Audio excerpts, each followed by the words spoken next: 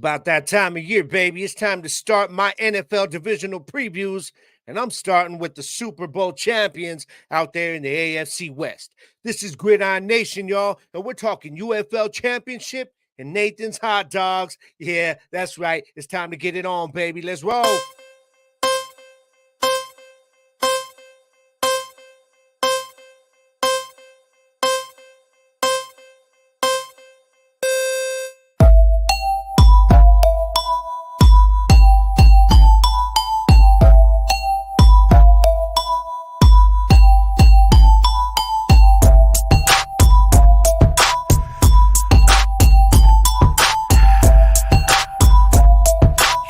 Gridiron Nation.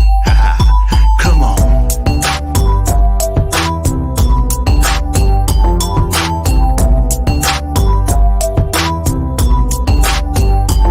It's time I get in the game, forget the money and fame. Stay ready, making sure that they'll remember my name. I got a hunger inside when the... Yeah. What is up, everybody out there in the podcast world? Everybody watching on Fuel. Everybody watching me on YouTube. What is up, baby? Welcome to Gridiron Nation Podcast. This is episode, what are we, 108? That's like once I got past 100, I'm like, I don't remember. 108, baby. What is up, everybody? Thank you. Thank you for joining me this week on another week of Gridiron Nation Podcast. I am your host, Gabriel, the Wicked One, Garcia. Yeah, that's right. And this is the podcast that is made for the average hardcore football fan by the average hardcore football fan. Y'all already understand that's exactly what I am. What is up, familia? Hope you guys are out there feeling good, living well, and definitely living blessed.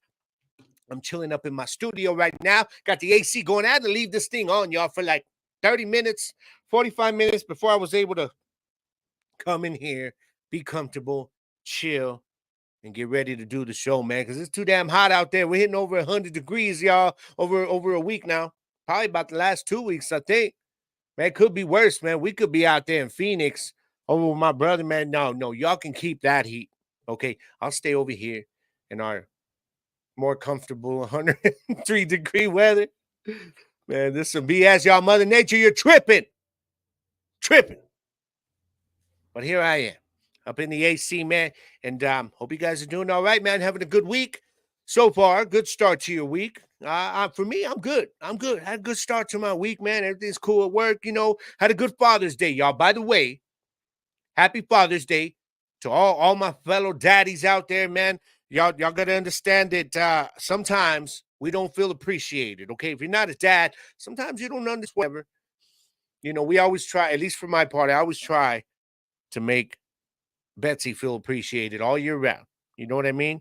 And sometimes as dads, though, we tend not to. And I don't. Luckily, Betsy does a good job of making me feel appreciated. And I know sometimes, though, there's dads out there that don't. Man, so I'm here to tell you that y'all are appreciated. And y'all don't forget, man, you stay courageous. You know what I mean? You always keep your head up. Make sure you're always staying up in your kids' lives, man. And, just keep doing you, man. Keep doing you. Keep pushing forward. I know it's hard sometimes. Fellow dads out there, I know sometimes it is hard, man. It's easy just to lose it sometimes, man, and just come down on yourself. But don't do that, man. You are appreciated. You are needed. And most importantly, you are important. Okay? You guys are needed, man, in your kids' lives. So much respect to each and every one of you. And if your kids are already grown, then, happy Father's Day. You done did your duty, you know what I mean? And you deserve to celebrate. I hope y'all had a good and safe Father's Day. I did, man. It was cool. We got up and we went and did our thing at church. And after church, we went to go eat, man. Went to a little spot out here called Luna Rosa out here. It's good place, man. Adriana wanted to go out there. It was her she's a new mama. So Jesse, her that is her boyfriend. He's a new daddy. So she said, well, he wants to go over there. And I'm like, you know what? Cool. I'm down. Let's go. And we went, and it was good. And it was delicious. And then we came home, chilled for a while. All right. Had to enjoy the baby for a little bit. And then it was back here in the studio, man. I was able to come up in the studio, watch the UFL Championship. It wasn't even a game. I ain't even going to call it a game. And I'll get to it here in a minute. But after that, I was able to chill in here, have a couple beers, and then relax for a little while after the game. After I saw that the game wasn't a game anymore, we went in, went and did our thing at Kalichi's, got a little something sweet to eat, stopped at the store, came back home, and it was time to watch TV and just chill, get ready for the work day to yesterday. And so now here we are. Here we are, chilling past Father's Day. But once again, a happy late Father's Day to all of you fellow daddies out there, man. It's much respect to each and every one of you. And I hope you guys had a good one and a safe one and a happy one and a memorable one. All right, man. Some people like to chill with the kids. Other dads like to just kind of do their own thing, whether it's chilling in the man cave, sitting on the couch, watching TV, whatever it is, whatever you did, happy Father's Day. So now, also real quick, y'all, I have to get to this R.I.P. to Tejano legend Johnny Canales. A lot of you may not know who this man is, and that's okay. I'm going to tell you, break it down for you. This man is like it was kind of iconic in my childhood, okay? He was putting Tejano music on TV when most people weren't. I mean, I don't know if anybody was doing it at the time. I was kind of young at the time. I remember being a kid, and it was getting a big thing that my dad's band was going to be on his show. So it was like a real big deal. I was real young, though, when his show was like really big down here in the Southwest. And he would feature a lot of Tejano bands from Texas, some from New Mexico. It was awesome, man, because he was giving these bands an outlet to showcase themselves. And it was so dope. And I remember everybody like his tagline. He'd be introducing the band. They always ended it with, "Orale, take it away." And the band would start dropping their thing. You hear a 1, 2, 3, let's go. So "Orale, take it away" was always his big thing, man. But much respect to Johnny Canales, passed away at the age of 77 in Corpus Christi. I did not see any report of the cause of death. But definitely I'm sure the prayers for his family and for those that he leaves behind, man. But he leaves a hell of a legacy that helped mold what the Tejano music would eventually become later in the late 80s and into the 90s, man, when it got really big. So a lot of that was due to what this man was doing, back in the 80s, man. So much respect to Tejano legend Johnny Canales. May you rest in peace, sir. So now we got to get into some fun talk, y'all. Well, I want to talk about hot dogs, okay? Yeah. If you're watching on YouTube, you got to wait to see when it pops up. This segment is titled The Weenie Chronicles. The Weenie Chronicles, because it is based around Nathan's Hot Dog and their annual 4th of July hot dog eating contest. Yes, Joey Chestnut. Some of you may know who he is, or maybe you've read the news. Maybe you don't know who he is. But this is the dude that, like, every single year he wins this thing. This disgusting ass freaking contest. Like, I love hot dogs, y'all, but I cannot watch this thing on the 4th of July because it disgusts me. People don't even enjoy. They don't enjoy a hot dog. And this contest, to me, okay, it's a slap in the face to the good old Americana hot dog, okay? Because it's meant to be enjoyed, not to be inhaled. These fools are like inhaling, man, like freaking swallowing like 70 weenies in one 4th of July. Okay, that didn't sound right. 70 hot dogs. I mean, come on, man. Like I love hot dogs, y'all. Like all beef, damn. See, I'm good. Like I like a chili dog, all right? But maybe some cheese on it too, a little bit of mustard. But my favorite, very simple, and it's very American. It's just, you give me the bun, you give me my all beef hot dog, and you throw some mustard on that piece.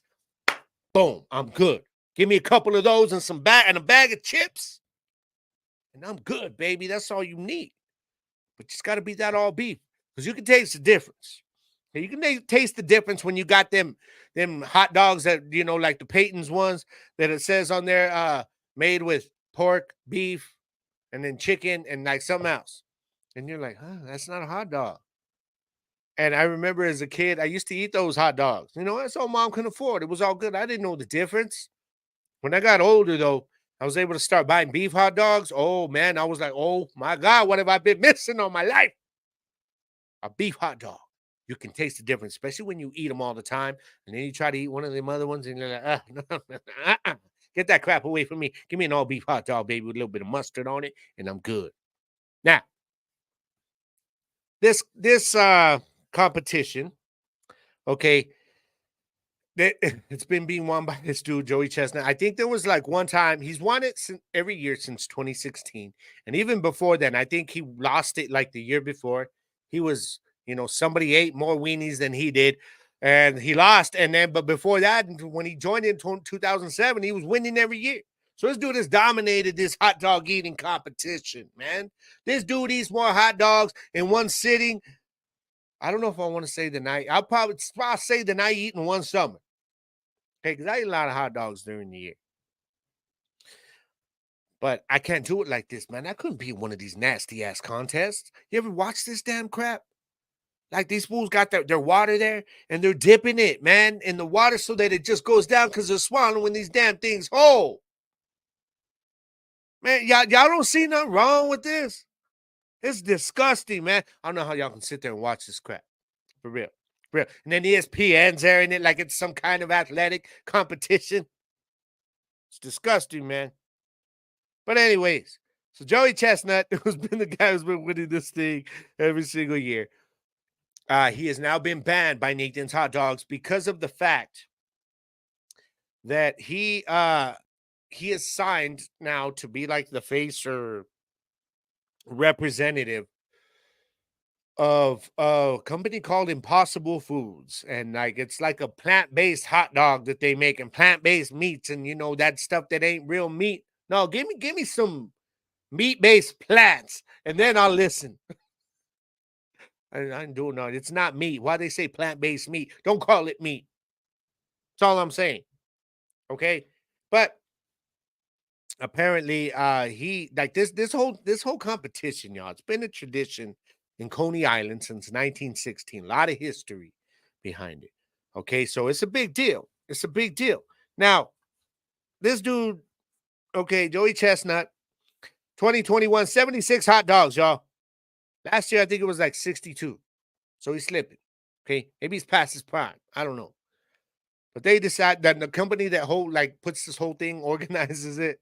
It's actually now this is I did not know this was a legit entity until I did my research. Major League Eating, the MLE. Wow. This has to be an American thing, yo. Major League Eating, this has to be an American-based entity. Because only in America will we be like, yeah, we're going to have an eating competition and everybody's going to watch it because it's the major leagues, baby. Like, how do you plan for this? How do you train to get, do you aspire for this shit? If you're a kid, how many kids be sitting there like, man, every 4th of July watching this thing and they're like, man, one day, that's what I want to do, Dad, Mom, that's what I want to do. Mom, I'm going to buy you a house one day because I'm going to be in the majors. I'm going to eat my way into Major League, okay? Into the Major League Eating. How do you aspire for something like that? So this has to be an American-based thing. I don't know if it is. Probably should have done my homework, but if somebody knows, let me know because this is new to me, all right? But so apparently this dude had all kinds of demands that they were always catering to, and then once they found out that he was going to be representing another kind of hot dog company, they said, all right, that's it. You no. And with the way they worded it, this is freaking hilarious to me. I'm sorry. It's freaking hilarious. All right. The quote, I'm going to quote. This is a quote from Major League Eating's representatives. It says, MLE and Nathan's went to great lengths in recent months to accommodate Joey and his management team, agreeing to the appearance fee and allowing Joey to compete in the rival unbranded hot dog eating contest on Labor Day. Says for nearly 2 decades, we've worked under the same basic hot dog exclusivity provisions. However, it seems that Joey and his managers have prioritized a new partnership with a different brand over our long-term relationship. Say Joey Chestnut is an American hero. Stop it! Damn, man. American hero. I can't, man. And they go on to say, we would love nothing more than to have him at the nation's famous international hot dog eating contest. We hope he returns when he is not representing a rival brand. But then they go on to like compare him to like being the Michael Jordan of Major League Eating. You can't make this shit up. I mean, I guess you can. Like, I know what I'm telling you now sounds like something that's being reported by the Onion News, right? But this is legit, y'all. I ain't even playing right now. And we're calling it the Weenie Chronicles because apparently this is a very big deal. Very big deal. And people are all up in arms about it. Joey Chestnut. But I mean, y'all gotta understand. I do get this though. Because it would be like, okay, I'm trying to think of an example. Okay, let's say, like, okay, we talked about Michael Jordan. They said Michael Jordan. What if he was like, okay, when he was being sponsored by Nike, and he decided to say, okay, you know what though? I know I'm being sponsored by Nike, but I'm also going to go do some commercials for Reebok. Breach of contract, which is same thing that happened here. All right, so I'm sorry. I know I'm not trying to say he's athletic, and I'm not comparing him to Michael Jordan. That's the best damn situation that can come up off the top of my head. All right? So this dude will not be eating weenies for Nathan's hot dog eating competition on the 4th of July. So there will be a new weenie eating, swallowing, inhaling champion. And I don't know if y'all will be watching, but I will not because I can't watch it. It's just disgusting, and it's insulting to the American hot dog lover, in my opinion. All right, so y'all hit me up on the social media. Let me know what you think about what's going on with this. Are you up in arms about it? Are you like, let him compete, Nathan's? Let him compete. Or you all like, damn you, Joey, damn you. You blew it, bro. Or y'all just like me. Man, just give me a hot dog and turn that crap off. Okay, get me one off the grill and I'm good. Holla at you, boy. Y'all get at me. It is time to jump into some football. Let's do it. Let's do it. It's time to get into the UFL Championship. Ass whooping that it was. We ain't going to linger on this because there is nothing to linger on. This was not a game. Okay, the Brahmas shouldn't even, I mean, they probably would, if they didn't show up, they might have scored more points. That's how bad it was. And that's too bad because their defense started off strong, y'all. Defense started off strong. Birmingham, though, they went on and win 25-0, and I had to put the double zeros there on the little graphic. Okay, Brahmas, because I was rooting for y'all. And what happened? Y'all blew it. You showed that you did not belong. You showed that the lights were too bright for you guys. That's what you showed. The defense came on in that first quarter. Hell, most of the second quarter, too. But I said it all year long. If you guys listened to Hellraiser's podcast this year, or you might have heard me say it here on GMP, is that I never did believe in the Brahmas offense. I never thought they had a scary offense this year. I thought their defense kept them in games. They had game managers at quarterback that could make a play when they had to, and their run game got it done.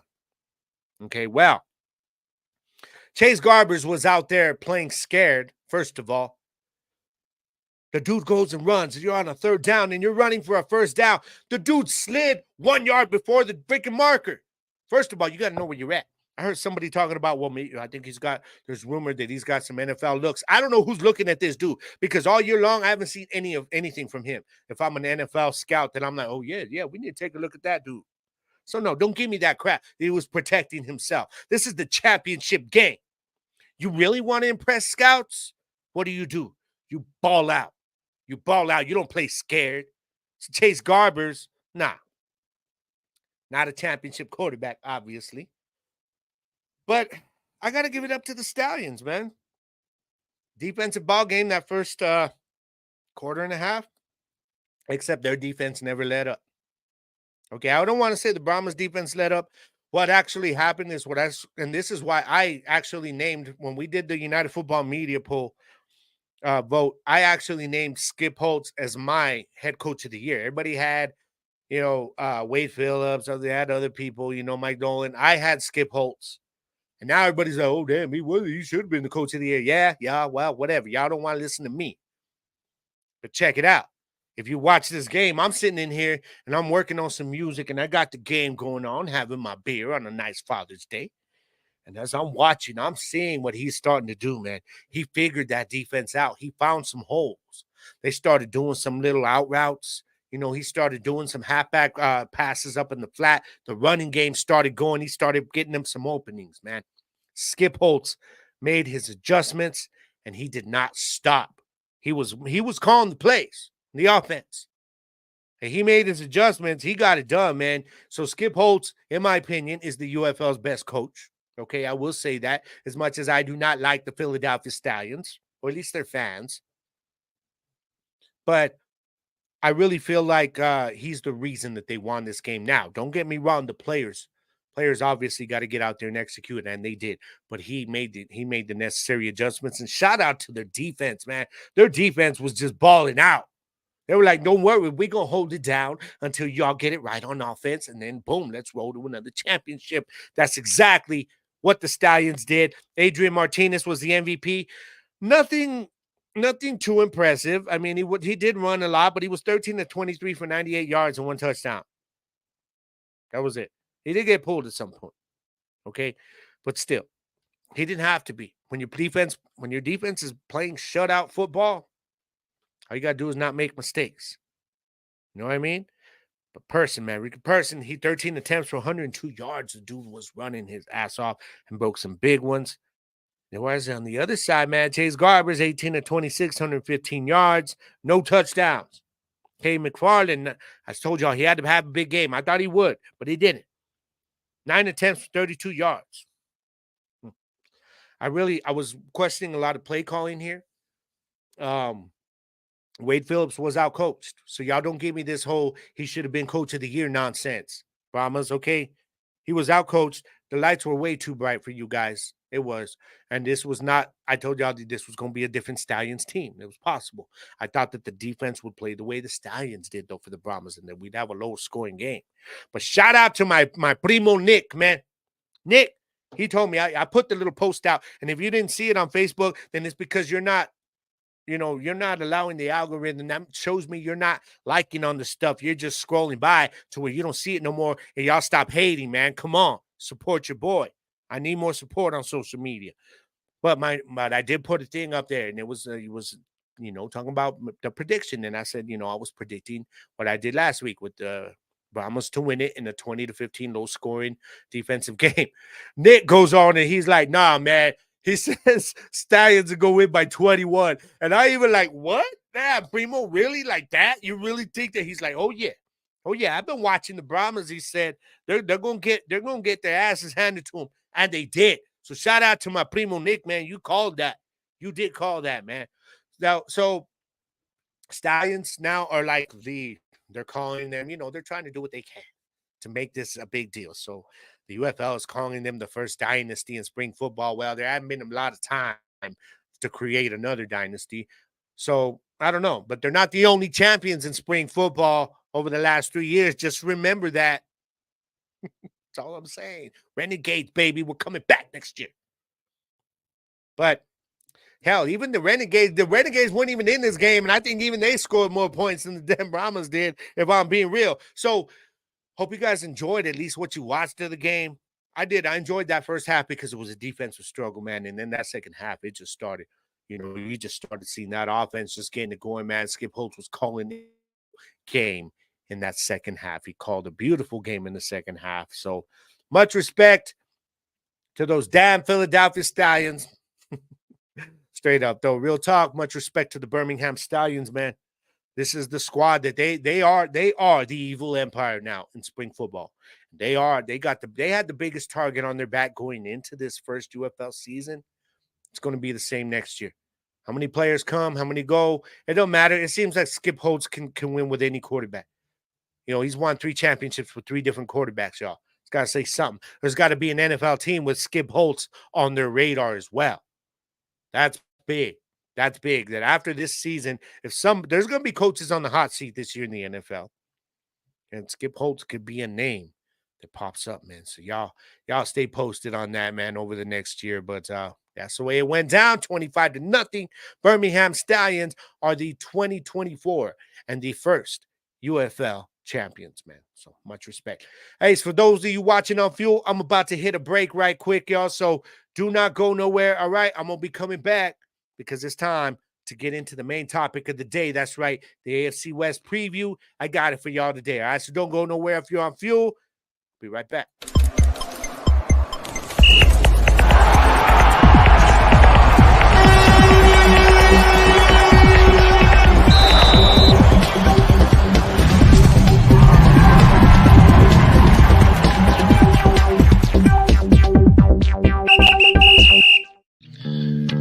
Same great taste.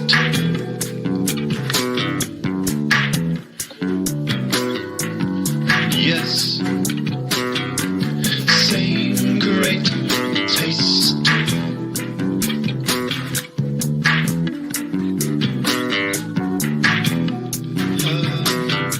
Same great taste.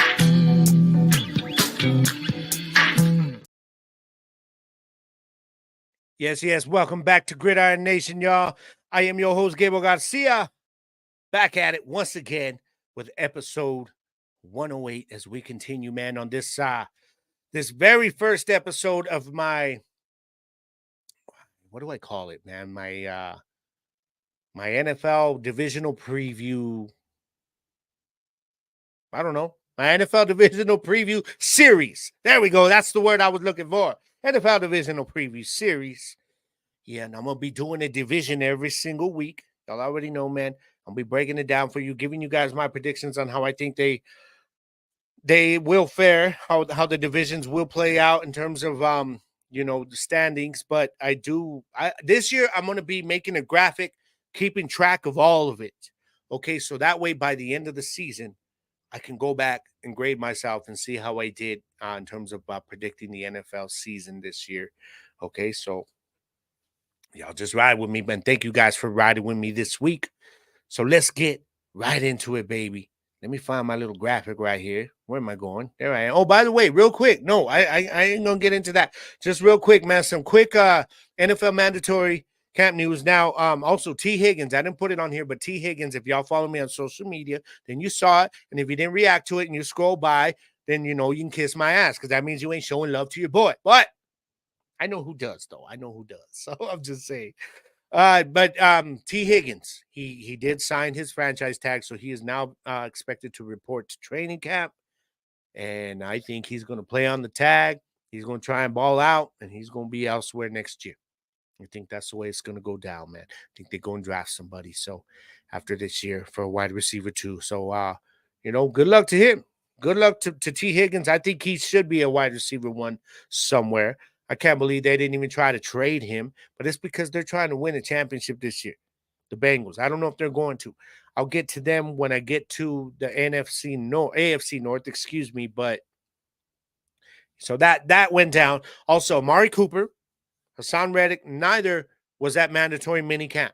Okay. And also, Aaron Rodgers was not there. And apparently, the Hassan Reddick was unexcused as well as the Aaron Rodgers one and the Amari Cooper also. But a lot of people are wondering if that's because he wants a new contract. I didn't see a lot on it, but that's likely the deal. Okay, that is likely what's going on there. He could be another Dallas situation where they're like, look, man, we just got to let you go because we're not going to have the money to sign you for what you want. So now we got to try and, create some cap room while we can. But at the same time, do you want to trade him? Because I expect the Browns to be a playoff contender again this year. Okay, so that's going to be an interesting thing to watch is the Amari Cooper situation based on how the Browns do this year. By the trade deadline, if they've totally underachieved, and with that defense, I don't expect them to, though. I think they'll keep them in games. But if that's the case to where they're almost out of the playoffs, you could be seeing Amari Cooper getting traded. But we'll see, man. That's all speculation. So now let's jump into the AFC West preview of the first division that I will be covering of the Gridiron Nation 2024 NFL Divisional Preview Series. Damn, that was long, wasn't it? I can't put that as the title of this episode, man. The last time I put like some long-ass title of the episode, like on Spotify, I had JP telling me, God damn, bro, what the hell? That was a long-ass preview. You want us to read all of that? I don't even want to click on the damn episode anymore after reading that. No, he didn't say that, but he was clouding me about it, man. So I got to make sure I keep it, because I know the attention span of all y'all isn't very long. You know what I mean? When it comes to reading stuff like that, for none of us. But let's get right into it, man. And I'm starting right at the top, baby. I am starting right at the top. Yeah, that's right. Kansas City Chiefs. I predict them to finish on top again. And I think this is a no-brainer. I think this is why I wanted to start with this division, because I think all of us are going to expect the Chiefs to take this division. And if you're not, you're either a fan of one of the other teams, or you just hate the Chiefs that much that you cannot pick them when they logically are the favorite, and for good reason. They're looking at going 3 in a row. Could they be the first team to three-peat in the Super Bowl? It's very, very possible with this squad. Head coach Andy Reid, offensive coordinator Matt Nagy, and defensive coordinator Steve Spagnuolo, who had one of the top defenses in the league last year. They're going to be ready to run it back again, man. They finished 11-6, 4-2 in the division. Obviously, they finished on top of the division. And let me go over some of the key players that they lost. Okay, it all starts with cornerback L'Jarius Sneed. Had himself a stellar season last year. Okay, very, very good at the cornerback spot last year. It was a big reason that defense was so good last year. Okay, I'm not saying the only reason. It was a big reason for that. Okay, so that was a huge loss. Huge loss. Also, linebacker Willie Gay, another key piece of that defense last year, he is gone. Okay, they also lost safety Mike Edwards. And on the offensive side, Nick Algretti, who was actually, he's one of the reasons that their offensive line was actually pretty decent last year. Okay, so he plays guard. So those were their 4 big losses, the key losses, personnel-wise. Now, they were able to re-sign Chris Jones, which is one of the reasons that they could not keep all 4 of these guys. Chris Jones was taking a big, big, massive chunk of that payroll right now. So, but hey, you bring him back, I think that's all you need, because that defense changes when he is on the field. When he's not there, it doesn't matter who's on the field. You know what I mean? That it's not the same defense. Chris Jones is legit. Perhaps the best defensive tackle. Actually, he is the best defensive tackle in the game right now. With Aaron Donald retired now, Chris Jones is that dude. All right. So he'll be coming back. Now, let's look at some of the key players they added. Wide receiver Hollywood Brown, big. Especially because, Rashee Rice. Rashee Rice is likely going to see a suspension, multiple games. How many games? It's hard to tell. Could be a lot, like 6. Could be 4. Who knows? But he's going to get a suspension. So Hollywood Brown, that's speed right there. They add him. That's going to be big for Mahomes. It's going to be big. They also added safety Deion Bush, tight end Irv Smith Jr. That's going to be big as well. Everybody looks at the Chiefs and they're like, well, they don't use any other tight end than Kelsey. Yeah, that bull. If you watch their games, you see that they love to use their tight ends in different ways, man. All right. They also added linebacker Drew Tranquil, which is big because he'll be stepping in for Willie Gay. Okay, so that's big. I mean, and then I talked about the Rashee Rice thing. And I think this is why in the draft, they went and got Xavier Worthy out of University of Texas. Yes, that Xavier Worthy who broke the, what was it, the 40-yard dash record at the combine. And so between him and Hollywood Brown, you got 2 burners right there for Mahomes. Damn. We already saw what he was able to do with a burner with Tyreek Hill. Now he's got 2? Are y'all kidding me right now? They didn't have to go. They didn't have a lot of money to go out and spend, but they didn't have to. All right? So you bring in Hollywood Brown. You got Xavier Worthy, who I think will probably play a lot out of the slot. And then you still got Travis Kelce, best tight end in football. It's going to be big. It's going to be a big year for them once again. They had the number 11th ranked offensive line last year. After losing Allegretti, I don't know how much of a step back they're going to take. I think they'll still be okay. I mean, you got Patrick Mahomes there, y'all. You got Andy Reid. You got speed at wide receiver. Anything they lost on defense, I think the defense, the secondary is going to take a little bit of a step back without Snead there. But, I mean, that what you added on offense is just going to kind of balance it out, in my opinion. So That's major right there. They also added tackle Kingsley Suamataya out of BYU. They drafted him. They went and got cornerback Kamal Hayden. Now, he's out of Tennessee. They're expecting to hopefully get something out of this guy in camp and see if he can be a player that can maybe turn some heads, maybe ultimately replace L'Jarius Sneed. I don't know. We got to wait to get into training camp for that, but that was a big move for them. And the defense I talked about them being one of the better defenses in the league. Well, I mean, they were ranked number 2. People were sleeping on them all year. You would hear the talking heads on TV, and all those stupid little shows while they do argue back and forth. Nobody wanted to talk about the Chiefs defense. And you guys know, if you follow my show, last year faithfully, thank you very much, y'all. Y'all already understand how much I appreciate you guys. You guys know that I was talking about the Chiefs defense all year. Now, they were one of the better defenses, that they were elite. A lot of people didn't see them that way. They ended the season ranked number 2 overall. Okay, so that's big. That's big. I think they lost some in the secondary, but again, adding speed to the offense, weapons, and when Rashee Rice comes back, man, and then you still got Isaiah Pacheco running that ball.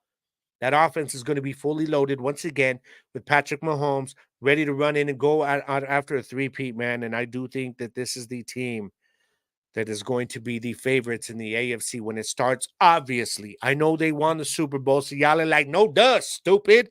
Damn, you damn fool. We didn't need you to tell us that, Gabe. I'm telling you anyways.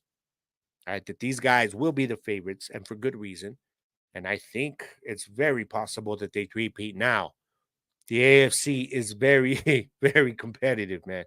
Very competitive. This division, though, is not going to be so much competitive for them as the rest of the conference will be.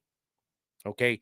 So, also for fantasy purposes, just real quick, if I'm going after anybody on this offense for fantasy reasons, it's going to be either Isaiah Pacheco. I'm looking at Patrick Mahomes, of course. I know Diggy. I know you're going to be drafting him first. Diggy will take him in the first round with pick 1. I think actually, Bobo, I think you had the first pick last year and you took Mahomes. Y'all are crazy, man. I never take a quarterback that high. That's just me, though. But do you. Also, of course, I think Hollywood Brown is going to be a guy that you want to watch now, okay, for fantasy. So, and of course, Travis Kelce, the top tight end in fantasy football. So that's how I got the outlook for the Kansas City Chiefs. Again, they are my pick to win this division. Are they my pick to win the AFC as a total? I don't know yet. I might do that this year before the season starts. I don't like to pick a Super Bowl winner or champion or conference winners before the season starts, man, because there's so many things that go on in the middle of the season. Then you have the playoffs. So it's I just don't like to do that. I don't. But let's keep moving on, y'all. I've got my second team. Y'all may call me a little biased because of the quarterback, but there you go. The LA Chargers, maybe. I got them winning this division, or not winning, I'm sorry, finishing second in this division, even though they finished 5-12 last year. Okay. Even though Justin Herbert got hurt last year, that's one of the reasons. Okay. But even though they finished 5-12 and they lost their wide receiver 1 and 2, Mike Williams was hurt most of last year anyways. They lost their running back, Austin Eckler. I get that. Okay. But you still got Justin Herbert there, man. Okay. Oh, and by the way, you got an all-new coaching staff. So Staley's dumbass and his freaking antics are gone. The Kellen Moore experiment was an absolute failure. How the hell did Kellen Moore not shine with Justin Herbert? I don't get that, man. I don't know. Justin Herbert, though, 13 games started, finished 12 of them, 3,134 yards, man. My dude got hurt. It was like, yeah, all right, let's keep moving on. They were like, we just got to keep rolling on. And they did a little bit of a fire sale this offseason. Okay, I mentioned Keenan Allen being gone. Mike Williams gone. Keenan Allen's now in Chicago, where they're just loading up over there. Looking at a worst to first type of situation, maybe. We'll cover that division when I get there, though, the NFC North, because I got a little message today from from my boy Angel, reminding me not to sleep on the Lions. Can't stand those Lions, man. Their fans are pissing me off. I'm sorry. But we'll get there. We'll get there in a couple of weeks. But running back now, they don't have Eckler, but they brought it's crazy because they went and got the two backs from both of the dudes who were playing with Baltimore. They brought in Gus Edwards and J.K. Dobbins. I do think J.K. Dobbins should be the front runner to win this RB1 spot. But it's a good 1-2 punch. We saw it there in Baltimore. Okay, and these dudes were not the injuries, of course, for Dobbins, but we know the potential. Gus Edwards is going to be a solid RB2 there who will step in the RB1 spot if Dobbins gets hurt. Okay. Now the wide receiver position is the one that I'm really like, okay, this is the wild card. This is the unknown on the offensive side of the ball. Because you got Joshua Palmer. He's going to move up to either wide receiver 1 or 2. I like Palmer. I think he's got something there with Herbert.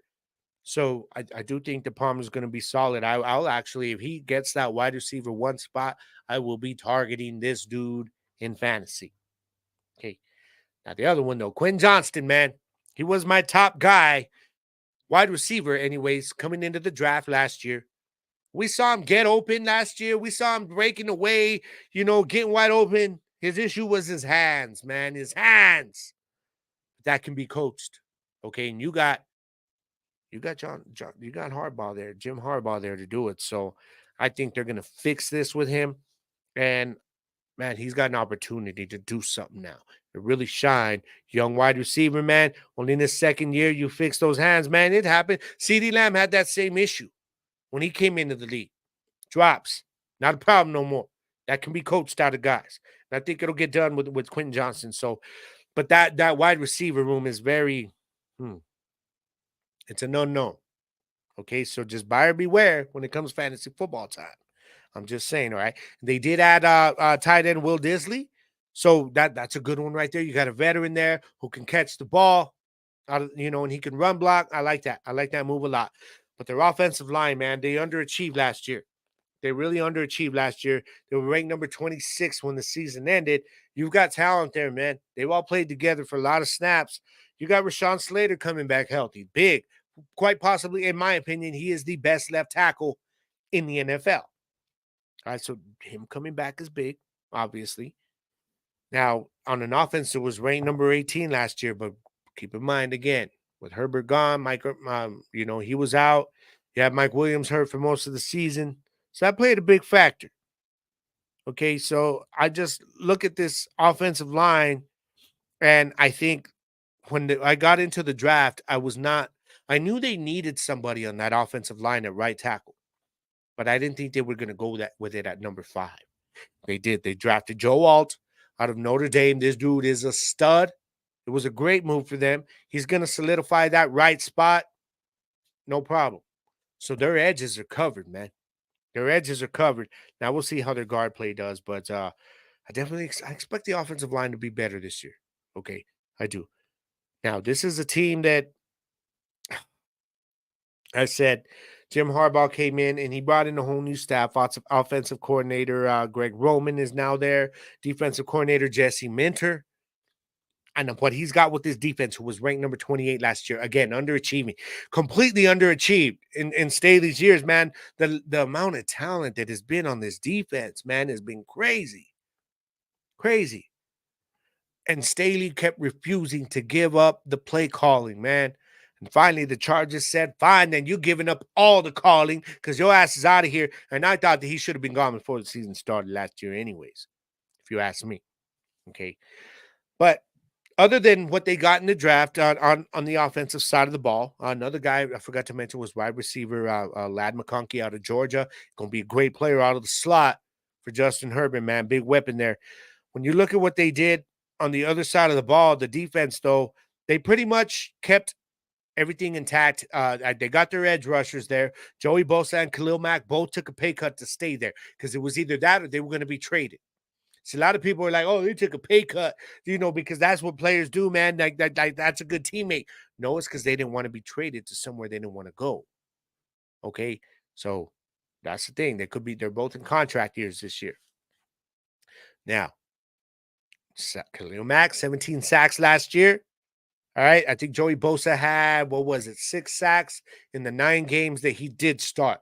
He only finished 8 games last year. All right. So Joey Bosa is an injury problem. He is injury prone. I'm calling it now. We're saying that. But they're deep there now. They went out and got Bud Dupree. That's big. That's big. Khalil Mack is going to be a monster again this year. I think he will be in the Defensive Player of the Year conversation, at least in the top 5, 6 guys, maybe when we get down the back quarter part of the season. Okay, but you still got the best safety in the game, in my opinion, Derwin James. He's still there. Will be causing ruckus. And you still got a cornerback, Asante Samuel Jr. So they still got some players, y'all. The thing is, there's just so much unknown here from the coaching standpoint on the defensive side of the ball. Will they finally use the talent in the right way? And there's question marks at wide receiver. You know what I mean? So it's going to be interesting to see just how the Chargers do this year. But I got them finishing second in the AFC West. All right, so before I head to the final 2 teams, y'all, and close it out with my message, I'm going to hit one more break for those of you watching on the Field Network. And for those of you watching, thank you very much. I appreciate every single one of you. This is Gridiron Nation, y'all. I'm going to be right back, all right? Houston, we've triumphed. I've made it back to Earth with the cargo intact. The game-changing, time-sensitive payload is none other than the revolutionary energy flavor we've all been waiting for. Introducing Merc Mayhem Cherry Limeade. Merc Clan played a crucial role in securing this energy flavor, and together we've unlocked the future of power. Merc Mayhem is not just a drink, it's a statement, a fusion of relentless energy and bold flavor. The secret is out. Merc Mayhem is set to redefine the energy landscape, leaving ordinary drinks in its cosmic dust. Get ready for a taste explosion that matches Merc Clan's unparalleled power. Join the revolution, and let's unleash Merc Mayhem upon the world. Astronaut M signing off.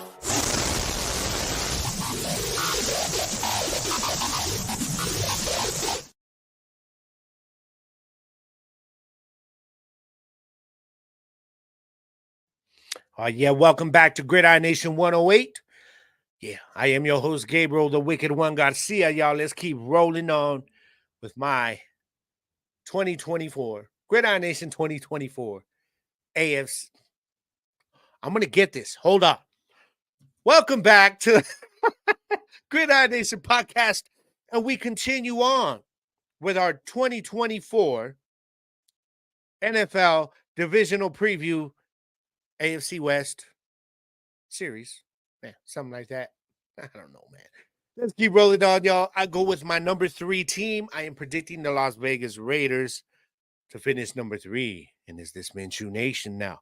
Now, that's the thing with the Raiders right now, guys, is that there are some questions with the quarterback thing. Obviously, they weren't able to get a quarterback that they wanted in the draft. Okay, they were just all gone. So they weren't able to get their franchise guy to try to build off of, hoping that their next guy, they're going to have to wait till next year. So what do? Aiden O'Connell's not the answer. So what do? You go out and you get Gardner Minshew. He's a good placeholder. It's the same thing, that the Colts did. Okay, he actually had them there. They're fighting for the playoffs and everything, man. Gardner Minshew is a guy who's going to make plays for you. You know what I mean? He can get the ball downfield. He can move around the pocket. He's also going to make some mistakes, okay? But I still believe he is the best backup quarterback in the NFL, okay? But now I think he's got an opportunity to be the starter this year, and that's okay. You use this dude as your placeholder for 1 year. See how it goes. You never know. It's a very unknown team. They finished 8-9 last year, okay? Their offense was ranked number 27 overall. They were number 23 in pass, number 30 in the rush. Just not a very good offense at all. Even though they got talent there. Okay, they got talent. They did go and sign undrafted free agent Carter Bradley at quarterback from South Alabama. Likely going to be a practice body. But at running back, no more Josh Jacobs. So that is big. That's the big loss for the Raiders in this offseason is Josh Jacobs. Okay, they do have Zamir White, who was looking pretty good last year.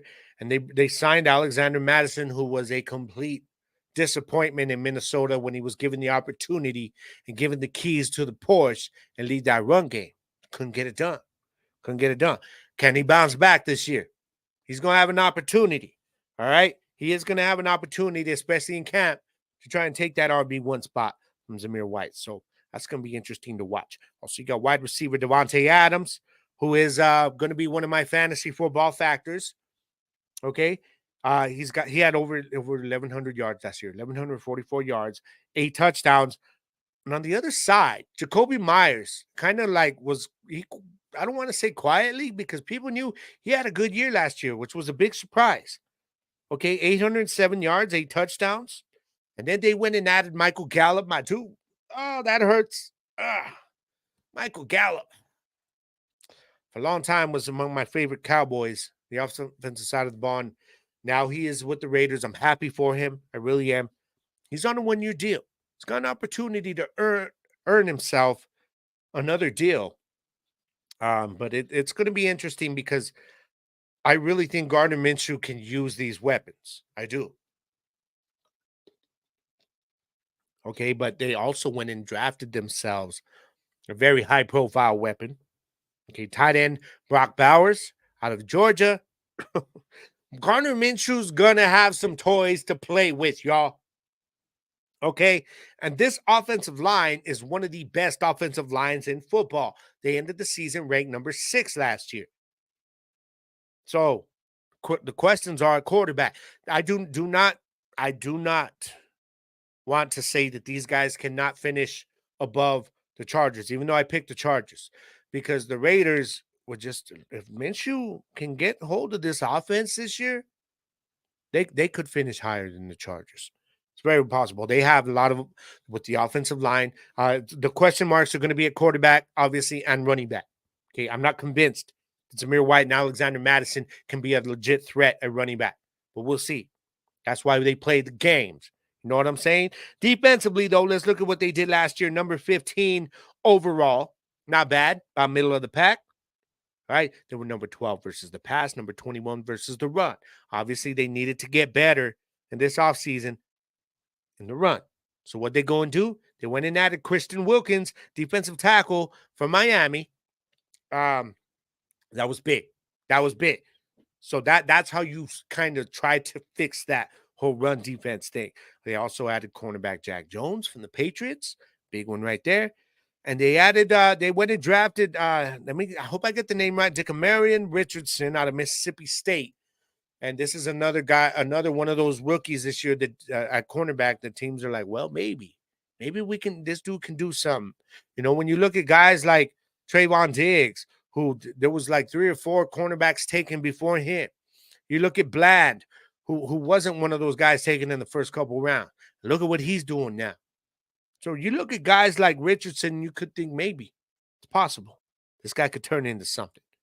You know what I mean? They also went in. I talked about their offensive line, y'all. They just got better. Okay, in my opinion, this is a guy I talked about all, before the draft, because as a Cowboys fan, I wanted him, which was Jackson Powers Johnson. Plays guard and center. Played for Oregon, and Raiders got him. They got themselves a good one, and he's versatile. So it just made that front line even better. That's the thing, man. You're gonna have Minshew. Minshew's problem is he tends to turn the ball over, but I'll take him over Aiden O'Connell starting any day. Okay, so it's gonna be big, man. It's gonna be big. As long as you got Devontae Adams there, man, just close your eyes and throw it up for him. All right, you know what I'm saying? He's out there somewhere. Okay, so overall, placeholder quarterback. See, maybe he can get him in the wild card hunt. Who knows? Defense has talent, but I still don't think it's enough. I still think they're going to struggle on defense. Obviously not in that front line, man. Max Crosby's going to cause a lot of problems up there. Okay, but again, offensively, it's going to come down to the running back and the quarterbacks. We'll see. But I have them finishing 3rd in the AFC West. And then we go to those lowly Denver Broncos, who, yes, they are in rebuild mode. And we all saw this coming, so I won't linger on them. Head coach Sean Payton. He's got offensive coordinator Joe Lombardi and defensive coordinator Vance Joseph. They will be trying to just salvage something. I mean, they lost so much, guys. They had to. They did not have the money. to keep any of these guys that they had. So a lot of guys left, and they had to release some guys. And then, of course, we know the Russell Wilson thing, all that dead cap. But they weren't able to replace everything they lost. But what they were able to do was go and draft their quarterback. They got Bo Nix. Bo Nix is their dude, man. He's out of Oregon. He's the guy that they're hoping could come on. He's likely going to be a day one starter. Why not? Why not? Who are you going to start? Jarrett Stidham? Why? Bo Nix is a guy, 24 years old, that you're going to be like, you know what? Get out there and let's see what you can do. Okay? Take your lumps. That's the way it's going to be for him. He's got a good running back with Javonte Williams, who I'll be targeting in fantasy again this year. Okay? And wide receivers, though, man, there's no more Jerry Jeudy. I don't know why people still talk like this dude's going to be elite. Like I'm sorry. Jerry Jeudy is not that great of a wide receiver. Sure that there was the talent there, but he gets injured. Okay, we have not seen even close to what everybody was hyping up coming out of college this many years into his career. So that's not a big loss for them, in my opinion. Right? They still have Cortland Sutton, who's been their best receiver over the last couple of seasons. He's there. Tim Patrick will be coming back healthy. Man, I hope he could stay healthy this year, man. I hope he can. They still have Marvin Mims Jr. coming into his second year. And then you got Josh Reynolds, who they signed away from the Lions. So not bad. Not bad. Okay, not a bad wide receiver group for Bo Nix. Nobody elite, but it's still a pretty decent group, in my opinion. Especially if you've got your run game going with Javonte Williams. And I believe Samaje Perine is going to be RB2. Now, their defense was ranked number 29 last year. Okay, far cry from what we saw a couple years ago, man, where they were just so dominant. Okay, they were number 22 versus the pass. Nobody was throwing on Surtain, but they didn't have to. Because they were getting everything on the other side. They were number 30 versus the run. Talked about Patrick Surtain II. He will be coming back, anchoring that defense. Okay, and you've got linebackers Cody Barton, okay, Baron Brownie, Alex Singleton, all coming back. They added rookie Jonah Alice out of Utah. So their linebacking group, I actually love their linebacking group. I think they have a really, really good core in that linebacking group, man. One of the biggest losses to that defense, though, are one of the best safeties in the game, Justin Simmons. He's gone. They couldn't keep him. So with so much dead cap, I just feel the Broncos, they lost too much talent to replace. They got their QB now, but this is a rebuilding year, guys. So if you're a Broncos fan, Nick, Primo, I know you probably don't expect them to do much, but when your team does not, when they do perform better than what you expect, that could be a good year for you. But we'll see. We'll see. I don't know how many games I expect them to win. I wish I had time to pull up everybody's schedule and give you all that, but I don't. Okay, and I ain't got no more time to linger on the Broncos because it's almost time for me to get up out of here. So to break it down for y'all, Gridiron Nation podcast prediction for the AFC West in 2024. I have the Chiefs finishing in first place, the Chargers finishing in second, the Raiders finishing in third. Would not surprise me if they leapfrog the Chargers there. And the Broncos finishing in fourth. Lock it in.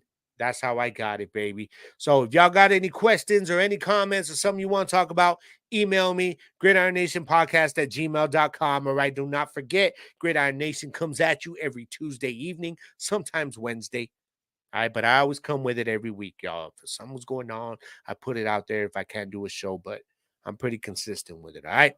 All right, and don't forget, my new show, Off the Grid with Gabe Garcia, is available on YouTube and all audio streaming platforms. Y'all, please go on and subscribe and share it and watch it and like it and listen to it and, get the notifications on Spotify and all that, y'all. Please help your boy out, man. I got my new episode up with Young MC. Y'all go on and check it out. If you're a songwriter or an old hip-hop head, you're going to appreciate this episode, all right? So it is time for me to get up out of here, guys. But before I do, you already know what time it is. It's time to hit you with a message, man. And it's pretty simple because I was talking about the fathers, all right, for Father's Day. That's why I got this one. By the way, y'all like my Father's Day gift, man. Baby girl hit me with my lady hit me with a nice throwback of the D-back. She also got me that. If y'all follow me on social media, I posted that Cowboys hat I got with the American flag. I wore it yesterday, but it's going put away now until 4th of July. And she also got me another nice Cowboys hat, man. But I said, you know what? I'm going to throw this one on for today's show, man. Show some love to my D-backs. But Father's Day, man, made me really think about this. And I said, you know what? The message I'm taking this week to y'all is take a minute to appreciate yourself, guys. Sometimes we're like, man, maybe we don't feel appreciated, okay? Sometimes we need to hear it, but sometimes, too, we get down on ourselves. And those are certain moments that you really need to say, hold up. Let me stop what I'm doing there, kind of coming down on myself. And look at what you do got going on, man. Look at the good things you're doing. So go to you like, man, you know what? I am pretty damn good at my job. Man, you know what? I am a pretty damn good dad. I am a pretty good husband. You know, not perfect in any of those aspects, but I'm pretty damn good at it. You know, maybe you're good at something you do as a hobby. You're good at music. You're good at writing. You're good at, podcasting. Something. We always got stuff going on. Maybe you're good at with cars or just different things, man. You're good with another trade, electrics, or just whatever. You guys can hear what I'm saying. What I'm trying to say is, when you have those times where you're feeling down on yourself, just take a minute to appreciate yourself, man. And say, no, you know what? I may not be perfect. I may not always have the right thing to say, or know the right thing to do. But for what I do, I'm pretty damn good at it, man. Appreciate yourself a little bit, y'all. There's nothing wrong with that, bro. I'm telling you, there's nothing wrong with that. If you just roll through life hating yourself all the time, or just never taking the time to appreciate how good you are at certain things, then you'll never see it in yourself. You know what I mean? And you need to feel that about yourself, man. Because if you cannot appreciate yourself, you can't appreciate anybody else. Let's be real. And you can't expect anyone else to either. Okay? So just take that with you guys. Find your place of Zen this week and you stay there. And I want you guys to find something to appreciate about yourself this week. All right? Because I know I appreciate every single one of you. And I know I'm like, you know what? I'm pretty good at this podcasting thing. Maybe I'll do it a little bit longer. You know, I'm appreciating myself for that. All right. And I appreciate any time any of you hit me up with your feedback, man. So y'all don't forget, again, you're seeing it. If you're watching on YouTube, you got all my socials there on the bottom. Instagram at @GGarcia_gridiron. Okay. I'm only go through them once. On X, my Twitter handle is @1 Gridiron Nation. On Facebook, it's @Gridiron Nation and the number 1. Find me on TikTok at Garcia.grid. Hit me up on YouTube on Gridiron Nation podcast channel or the Off the Grid with Gabriel Garcia channel. All right. Find me, follow me, show some appreciation to your boy, and I'll show the appreciation right back. Y'all take a minute to appreciate yourselves this week. And, no matter what life's going to throw at y'all this week, you guys always know I'm going to tell you, man, that you got to evolve to it, man. You cannot let it always beat you down and keep you down. It's going to beat you down. I'll say that. It's going to beat you down. But don't stay down. Hell no. You got breath in your lungs. You know what I mean? You got movement in your body. You get your ass up. You look at life and you say, let's go again. Round 2, baby. Round 3, round 4, 5, many rounds as it takes, because you ain't going to stay down. Okay? You're going to adapt to it. You're going to flow right around it. You know what I mean? Like water. Because in the words of the great Bruce Lee, yeah, that's right. You guys already know what I'm going to say. So say it with me out there. Yeah, words of the great Bruce Lee, y'all. All you got to do is be water, my friends. Flow right around that problem. And I promise you, man, you'll get right through it. I am out, familia. I'm going to catch you guys on the flip side next week, man. Gridiron Nation podcast, Gridiron Nation show on Fuel. Thank you very much for watching. This is episode 108. Next week, I'm going to be hitting y'all with episode 109, and we'll be talking the AFC South next week, y'all. I'm going to give you my predictions on that. Talk about those Texans. Oh, it's going down, baby. This is Gridiron Nation, y'all. I am Gabriel Garcia. I'm going to catch you guys next week, baby. All right? Find your place of Zen and stay there. It's all one love. Peace. Boys lyrically blessed, eating all my competition for dinner, cause I'm a winner. Sometimes my heart is sick, but inside lurking a sinner. Better come with a plan, I got my fans in the stands. If you don't know, well, they gon' tell you Wicked One is the man. Who gonna let them know the power coming?